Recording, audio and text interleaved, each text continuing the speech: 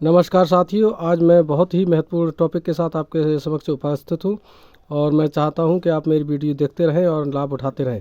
Simple to simple हम बना रहे हैं आजकल।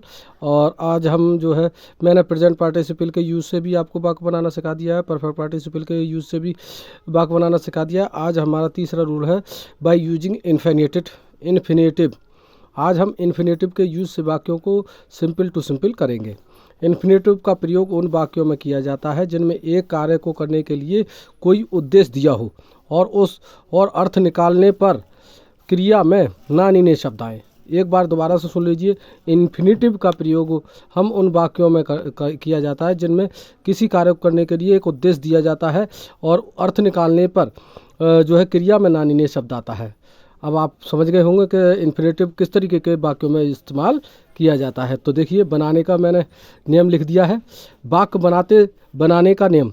अब उद्देश्य बताने वाली क्रिया से पहले टू का प्रयोग करके हम वाक्य को बना देते हैं। अब मैं आपको एक दो उदाहरण बता रहा हूँ, ध्यान से सुन लीजिए। ध्यान से सुने। जैसे he took a knife, he wanted to kill the हैन।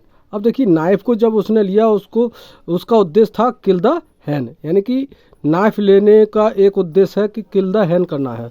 यानी कि उसने नाइफ इसलिए लिया क्योंकि उसके पास एक उद्देश्य था कि वो हैन को मारेगा। तो समझ में आ रहा है अब? तो he took a knife, he wanted to kill the hen. अब उद्देश्य क्या है? किल। तो किल से पहले हम क्या कर देंगे? टू। और ज़्यादातर आपको क्रियाओं के शुरू में जो है, जिन क्रियाओं में उद्देश्य दिया जाएगा उनके पहले ही टू शब्द दिया होगा। उस टू के बाद जो सेंटेंस दिया हो उसको, जो शेष सेंटेंस दिया है उसके साथ जोड़ दें। जैसे he took a knife to kill the hen. ठीक है, इस तरीके से आपको समझ में आ गया होगा। किल द हैन हो गया। ऐसे ही अगला सेंटेंस देखिए।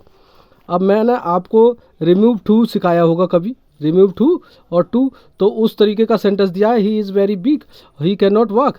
तो आपको बस वेरी की जगह टू लगा देना और कैन नॉट वाले कैन नॉट हटा करके टू लगा देना। तो he is too big to walk हो गया। अब आगे देखिए, ही वांट्स टू स्टडी। अब देखो, he has gone to Meerut. अब मेरठ गया, जाने का उद्देश्य क्या था? To study. अब टू स्टडी इसमें पहले ही टू आ गया है। अब आपको बस इतना ही टू स्टडी वाक्य को उठा करके इस वाले वाक्य के साथ जोड़ दो, he has gone to Meerut to study. इस तरीके से simple to simple infinitive use से सीख गए हैं आज। और भी सेंटेंस आप बनाइए और इस नियम को जो है अप्लाई कीजिए। अगर वीडियो समझ में आ रही है तो लाइक करें, कमेंट करें और मेरे चैनल को सब्सक्राइब जरूर करें। Thank you for watching my video.